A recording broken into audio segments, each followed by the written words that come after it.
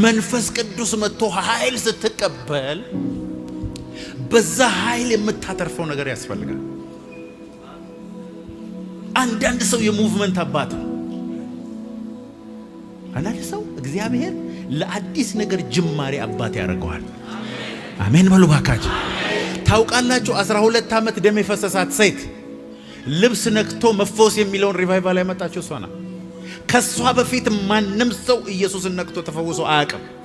ሄዳችሁ መጽሐፍ ቅዱሳችሁን ስታነቡ እሷ የምትኖርበት ከተማ ያሉ ህዝቦች ኢየሱስን ለመኑት ይላል። ለምን? እንዲዳስሱት።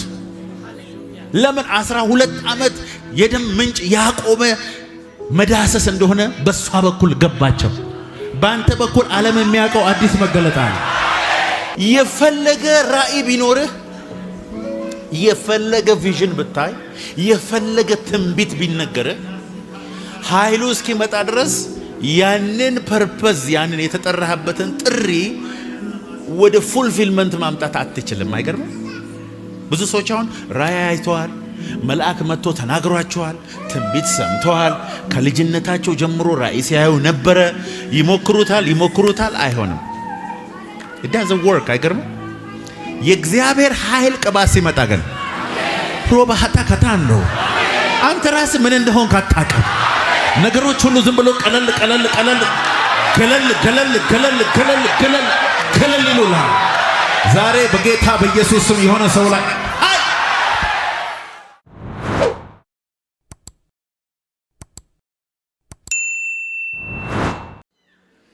ብዙ ሰዎች ስለ መንፈስ ቅዱስና ስለ መንፈስ ቅዱስ ኃይል፣ ስለ መንፈስ ቅዱስና ስለ እሳት የተለያየ መረዳት ነው ያላቸው። ሁላችንም ጌታ ኢየሱስ ክርስቶስ በመስቀል ላይ እንደሞተ እንደተቀበረ በሶስተኛው ቀን ከሙታን እንደተነሳ በልባችን አምነን በአፋችን ስንናገር በዛች ሞመንት ከእግዚአብሔር መንፈስ ነው የምንወለደው። መወለድ ብቻ አይደለም። ይኸውላችሁ የሰው ልጅ ፊዚካሊ ሲወለድ ከእናቱ ይቆረጥና ነው የሚወጣው። ትቆረጣለህ፣ ትለያያለህ። መንፈሳዊ ዓለም ደግሞ ስትወለድ አንድ ነው የምትሆነው። ኧረ አሜን በሉ ባካር። ወደ አንድነት ነው የምትመጣው። ኦፖዚት ነው። አይገርምም? ያ ማለት ግን ሰው ጌታ ኢየሱስን ተቀበለ ዳግም ተወለደ ማለት በመንፈስ ቅዱስ ተሞላ ማለት ደግሞ አይደለም። የመንፈስ ቅዱስ ኃይል ወደ ህይወታችን ሲመጣ ለተለያየ ዓላማ ነው የሚመጣው። The anointing of the Lord come upon our life for a very different reasons and purpose. አንዳንዱ ለሀብት ይመጣል። መጽሐፍ ቅዱስ ይናገራል ሀብትን እንድታገኝ ኃይልን ሰጠው ይላል። አይገርም? ልክ የኃይል መጥቶ ሲቆጣጠር እንደ ማግኔት ሀብት ወደ አንተ ዝም ብሎ ይመጣል። ኧረ አሜን በሉ ባካችሁ። ሐዋርያት ሥራ ምዕራፍ 1 ላይ ቁጥር 8 ላይ መንፈስ ቅዱስ በእናንተ ላይ በወረደ ጊዜ ያ ኃይልን ትቀበላላችሁ የተባለውን አኖይንቲንግ ፓወር ይመጣና ከዚህ በፊት ማድረግ የማትችለውን፣ ከዚህ በፊት ማሰብ የማትችለውን፣ ከዚህ በፊት መሄድ የማትችለውን የሚያስኬድ ኃይል መጥቶ ግብት ይልባል። ዛሬ እግዚአብሔር ስለሱ ነው ተናገር ያለ። የሆነ ሰው ላይ ኃይል ይመጣበት።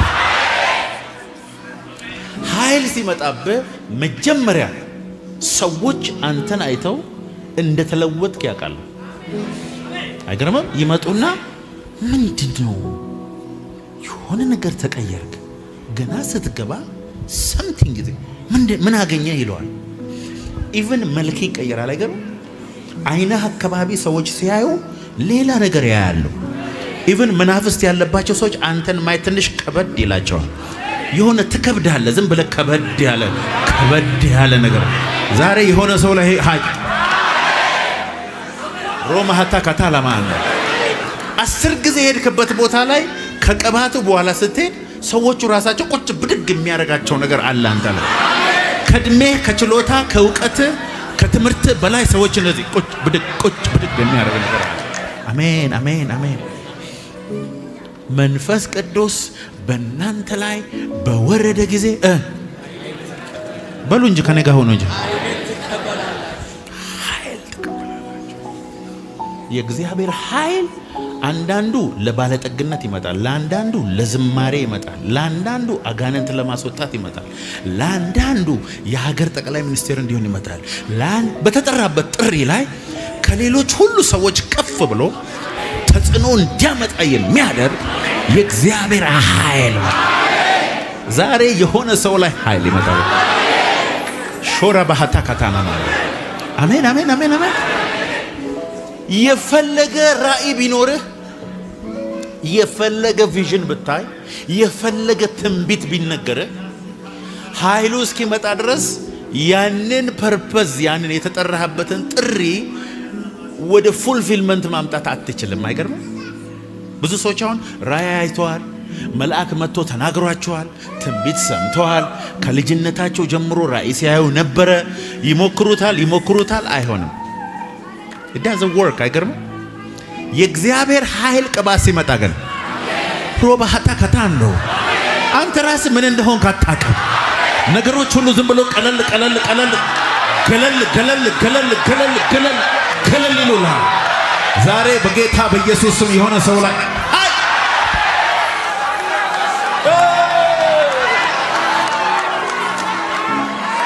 ሮማሃታካ ከዚህ ቀን ጀምሮ መታወቂያሽ ይቀየራል። ስላንተ ሰዎች የሚያውቁት ኢንፎርሜሽን በኢየሱስም ይቀየራል።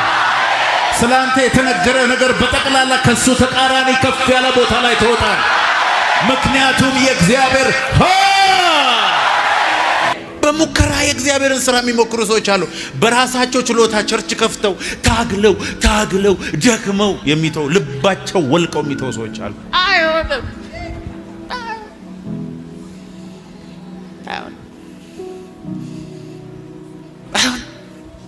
ያለ እግዚአብሔር ቅባት ለመዘመር የሚሞክሩ በሙዚቃ ህዝቡን ምናምን የሚልኩ አሉ። አይሆንም። ህዝቡም ያውቃል፣ ሰይጣንም ያውቃል፣ መላእክቶችም ያውቃሉ። የዘመረው ሰው የራሱ ያውቃል። ዝም ብሎ ነው የሚታገለው። ትግል ሲሆን ያስታውቃል። ቅባቱ ሲመጣስ ረባህቶካ ገለል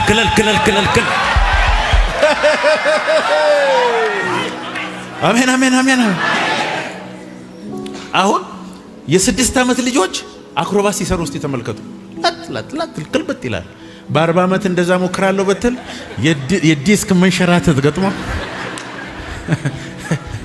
ልክ ይኸውልህ የ60 ዓመት ሰው እንደ 6 ዓመት ልጅ አክሮባት መስራት ሲችል ማለት ነው። ቅባት ሲመጣብ ይቀልሃል። በቃ ዝም ብሎ ይቀልሃል።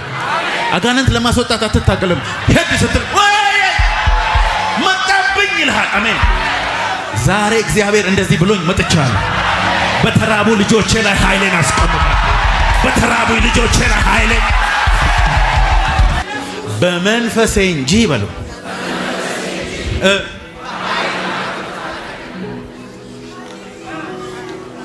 የእግዚአብሔርን ሥራ በራስ አቅምና ችሎታ ለመስራት እንደመሞከር ትልቅ ስህተት የለም። ትልቅ ስህተት። ብዙ ሰዎች ትላልቅ መጽሐፍ ያነቡና የሆነ እግዚአብሔር ዙፋን ላይ ይቀመጣሉ። ገሌ ስህተት ነው፣ ገሌ ልክ ነው፣ እኛ ያጸደቅነው ሰው ይጸድቃል፣ እኛ የጣልነው ሰው ይጥላል። በመጽሐፍ ነው። እግዚአብሔር የጠራውን ሰው አንተ ቴዎሎጂ ስኩል ጃፓን ሄደ ስለተማርክ ስታንዳርድ ለመሆን የምትሞክር ከሆነ መንፈሳዊ እውርነት ውስጥ ነው ያለው። መንፈሳዊ ነገር በፍጥረታዊ ችሎታ አይመረመርም። እስቲ አይመረመርም። መንፈሳዊ ሰው አይመረመርም። እሱ ግን ሁሉን ይመረምራል። ሎባሃታካ ለዚህ ነው ጌታ ኢየሱስ እንደዚህ አለ፣ ኃይልን እስክትቀበሉ ከኢየሩሳሌም ፌር አይደለም። አሁን ለምሳሌ ጌታ ኢየሱስ ፌር አይደለም። እዚህ ቦታ 3 ዓመት ተኩል ቀንና ሌሊት ተከትለው ቤስት ከተባለው አስተማሪ ከኢየሱስ አፍ ተምረው ደግሞ የተማሩት ፕራክቲካል ትምህርትን የተማሩ አጋንን ሲያስወጣ እያሳያቸው፣ የሞተ ሲያስነሳ እያሳያቸው። እነሱ እኮ እንደዚህ ማለት ነበር። ኧረ ጌታው እኛ ምን ጠብቀው ነገር የለም፣ እንወጣለን፣ ተምረናል፣ አይተናል። እንዲያውም እፍ ብለህ አንተ ላይ ያለውን ቅባት አካፍለህናል፣ አጋንን ታስወጥተናል፣ አሁን መሄድ አለብን ሲል ይሄ ሁሉ ብቁ አያረጋችሁ ማለት ከኔ ጋር መሆናችሁ መማራችሁ ብቁ አያረጋችሁ። ብቁ የሚያረጋችሁ ግን የእግዚአብሔር መንፈስ በላያችሁ ላይ ነው። አሁን ያለህበት ሁኔታ ስለ ነገ ምንም ማስረጃ አይደለም፣ ዋስትና አይደለም። በዓለም ላይ ትላልቅ ስራ የሰሩ ሰዎች በአብዛኛው ወይም ምናልባት ሁሉም ከዚህ ቀደም በራሳቸው የማያምኑ የነበሩ ሰዎች ናቸው። ሰዎችም የማያምኑባቸው የነበሩ ሰዎች ናቸው። አብዛኛው ሰው ስለራሱ የሆነ ክሊር የሆነ ዲፋይን አድርጎ ሊሚት አስቀምጦ በቃ እኔ ይሄ ነኝ፣ ዘር ማንዘሬም ይሄ ነው፣ ከዚህ በላይ መሄድ አልችልም ብሎ ወስኗል። ሳይንቲስቶች የሆነ ጥናት አጠኑ። በጣም ይገርማቸዋል። ቁንጫ ስዘል በነገራችን ላይ በጣም ረጅም ነው የምትሄደው፣ 10 ምናምን ሜትር ትዘላለች። ከዛ ምን አደረጉ? የተለያዩ ቁንጫ ዘሮችን አደረጉና እንትን ውስጥ አስቀመጧቸው፣ ግላስ ውስጥ እና ግላሱ አንደኛው 1 ሜትር ነው፣ አንደኛው እንደዚህ ነው፣ የተለያየ ያደረጉና እዛ ውስጥ አስቀመጧቸው። ከዛ በኋላ ሲዘሉ መቷቸው የሚመለሱበትን ቦታ ለኩ። ከዛ ቦክስ ውስጥ አወጧቸው። የሚገርማቸው ሁሉም ከወጡም በኋላ የሚዘሉት እስከ ግላሱ ብቻ ነው። በጣም የገረመኝ ግን እሱ አይደለም። የነዚህ ልጆች ከተወለዱ በኋላ ሲያጠኑ ልክ የእናታቸውን ያህል ብቻ ነበር የሚዘሉት። ሊሚት ያደረገባቸው ምንድነው? ያ ነገር ነው። አብዛኛው ሰው እንደዛ ነው። ዛሬ ይሄንን ሊሚት ነው መሰበር። አሁን እየገባኝ እያደኩ እየሸመገልኩ ስመጣ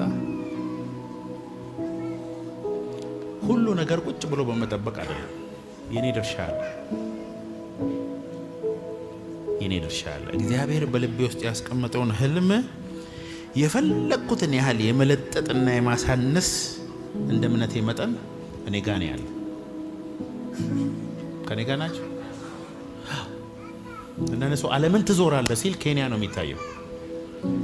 አንዳንድ ሰው ደግሞ ካርታ ያወጣና ዓለምን ሁሉ ከተሞቹን ይጠራል። ከዛ ያን ሰው ስታዩት ሄዷል እዛ በጠቅላላ። አሜን አሜን አሜን። እንደ እይታ ነው። ቅባት ሲመጣ አንደኛ ቅባቱ ለምን እንደተፈለገ ለምን እንደፈለግከው፣ ቅባቱ ሲሰጥ ምን እንደምትሰራ ክሊር የሆነ ቦርድ ላይ የተለጠፈ የምትሄድበት አቅጣጫ እስከሌለህ ድረስ እግዚአብሔር ቅባቱን አይሰጣል።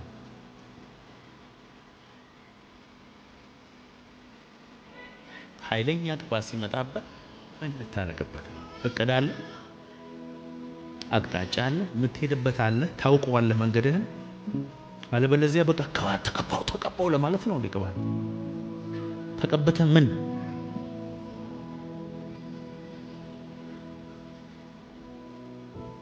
ምንድነው የምታረግበት? ቅባት ምንድነው የምትሰሪበት? ቅባት ወደ ራሳቸው ለመለሳቸው እስቲ። እሺ አሁን እግዚአብሔር መጣና ትልቅ ቅባት ቁጭ አረገብሽ። ከዛስ እንደዚህ ብለሽ ፎቶ ልትነሽ ነብይ። አብዛኛው ሰው ነብይነታቸው የሚያሳዩት በዚህ ፎቶ። እኔም አገልግሎት እንደጀመርኩ 1 ነበር። ቅባት ይምጣ እስቲ፣ ቅባት ይምጣ ምን ግን ለምን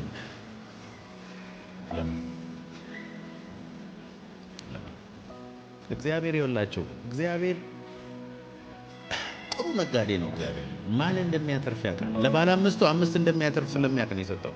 ለባለ 2 ችሎታ 2 እንደሆነ ስለሚያውቅ ነው የሰጠው።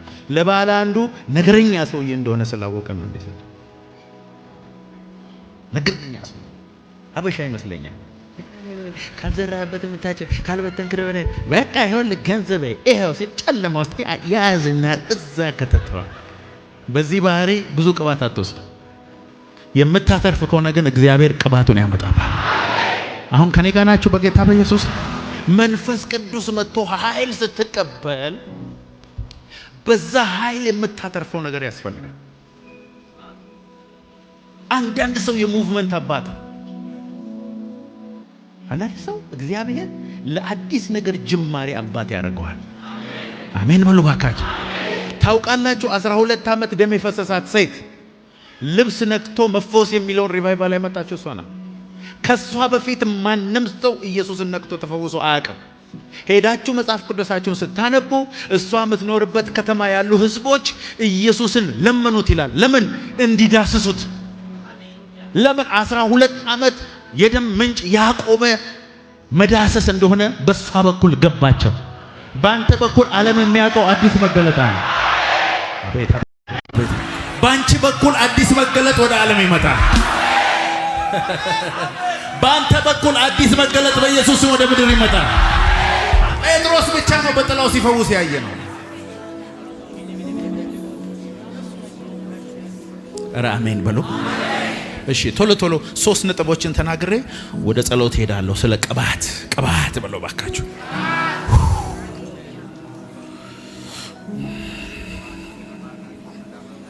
ቅባት the anointing equips believers with supernatural power to fulfill God's purpose, serve in ministry and witness effectively.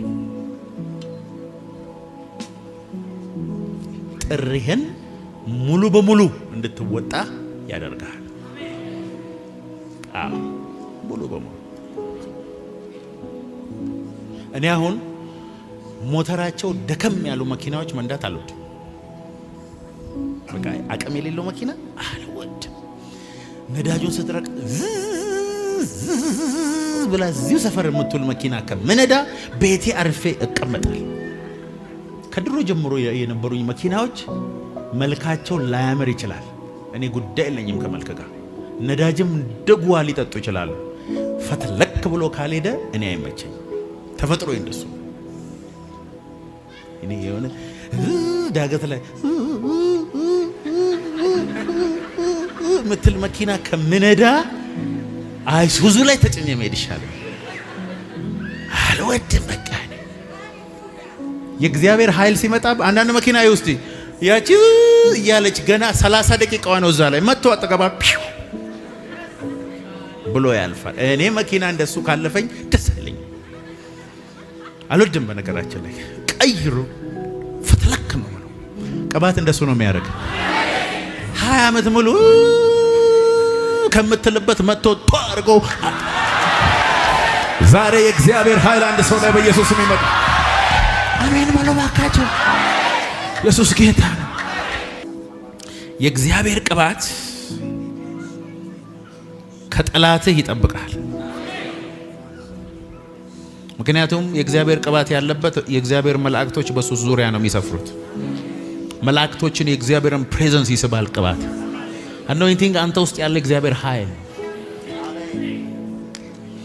3 ሬልም አለ። 3 ሬልም። አንደኛው ሬልም የእምነት ሬልም ይባላል። የእግዚአብሔርን ቃል ሰምተ ባመንከው እምነት ልክ የምትገባበት ክልል አለ።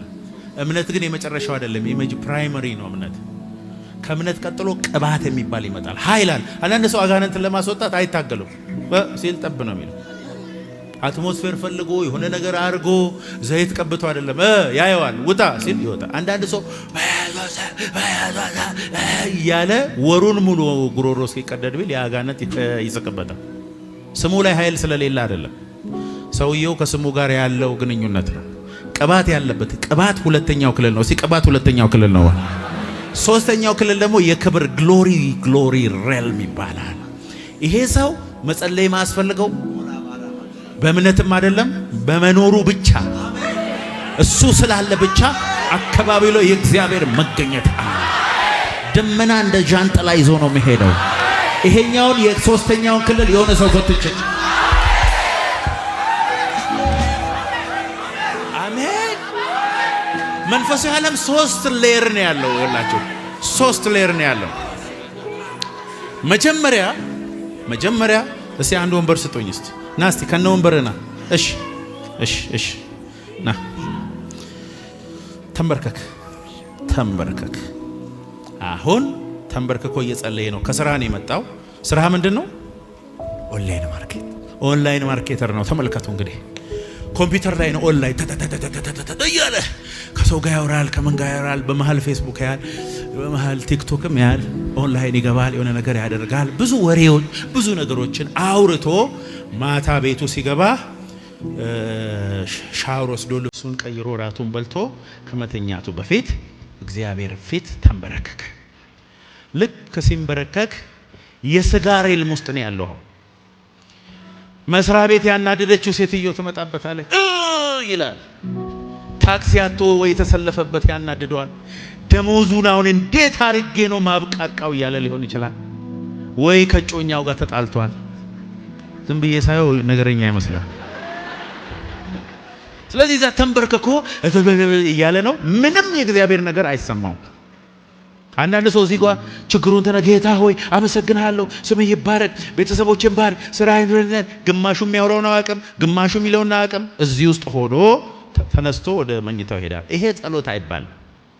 ከዚህ ዝም ብለህ ወደ አልጋ ብትሄድ ይሻላል። ከዛ ቀጥሎ እየቆየ ሲሄድ መዝሙር እየዘመረ የእግዚአብሔርን ውለታና ምሕረት ሲያስብ ውስጡ የሆነ ቀለጥ ማለት ጀምሮ እንባው ይፈሳል። መፍሰስ ሲጀምር ተነስ። አሁን ሁለተኛው ሬልም ገባና እሱ እኮ እዛው ተንበርክኳል፣ ግን በመንፈሱ ና ወደዚህ።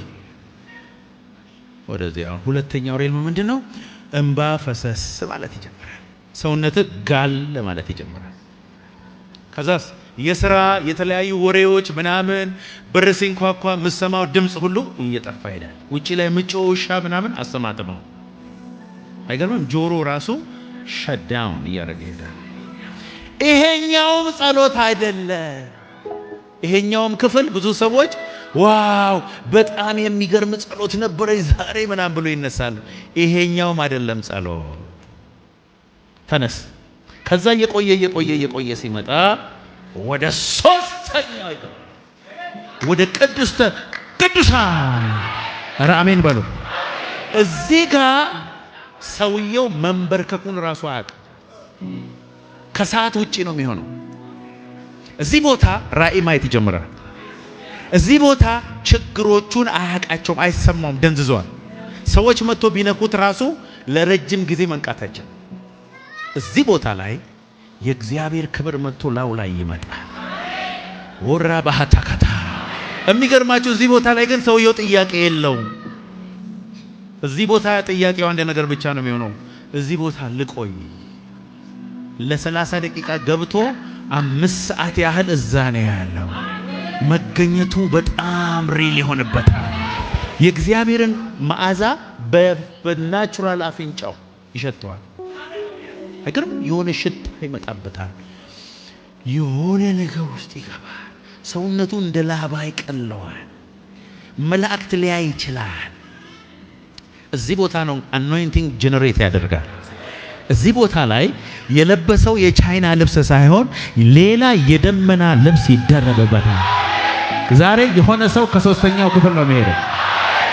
ከዚህ ተነስቶ በሚገርማችሁ ሰዓቱን ቢያይ ይደነቃል። ምክንያቱም ከሰዓት ውጪ ነው። እዚህ ጋር ኢተርኒቲ ነው፣ ዘላለም የሚባል ክልል ውስጥ ነው ያለው። ይሄንን ትምህርት ያስተማረኝ ማን እንደሆነ ነገራችሁ? ፓስተር ቤንሂን ናቸው ያስተማረኝ። እቤታቸው ቁጭ ብለን ሶስተኛው ሬልም ከገባ በኋላ ከዛ ወጥተ ሰዎችን ስታይ ሰዎችን ታውቃለህ። ማን ሊያጭበረብርህ እንደመጣ፣ ማን ወዶ እንደመጣ። ከዚህ ሬልም እንደወጣ የምታየው ሰው ብዙ ኢንፎርሜሽን ነው ያለ። ዲሲቭ አትደረግም። መናፍስት ያለባቸው ሰዎችማ ቀላል እዚህ አሳልፈ ስትመጣ ውጣ ማለት ቀላል። ከዛሬ ጀምሮ ጸሎታችሁ ሶስተኛው ክፍል እንዲሆን ጸልዩ። ግድ የላችሁም? አሜን በሉኝ። ከዛሬ ጀምሮ ጸሎታችሁ በኢየሱስም ከሶስተኛው ክፍል አጨብጭቦ ለጌታ ክብር። የሆነ ጊዜ ጾም ጸሎት ይዤ እየጸለይኩ እያለ ከመሬት ላይ መነሳቴን አውቃለሁ። በሆዴ ነው ግሬን ዘርግቼ ስተኛ የነበረው። ከዛ በኋላ ምድር ከኔ ስር እንደሄደች አይነት ነገር ነው የተሰማኝ።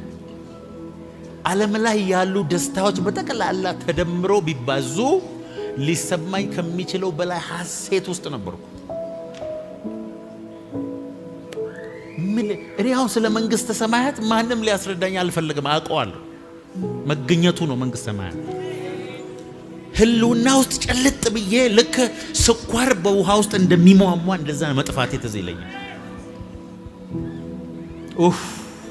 አቤት እሱ ደስ ሲል።